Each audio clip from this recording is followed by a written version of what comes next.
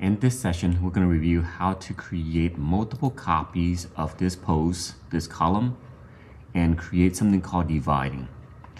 So for example, if you know that you want 4 different poses from this point to the mid of this area, you can create the divide using the copy. What we're going to do first is take the line tool and find the midpoint to draw a line going across.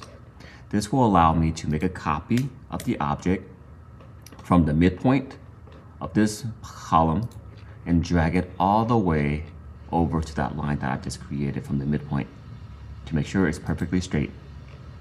Then you can press the divide sign on the keyboard. Now you can actually see the divide sign on the distance section.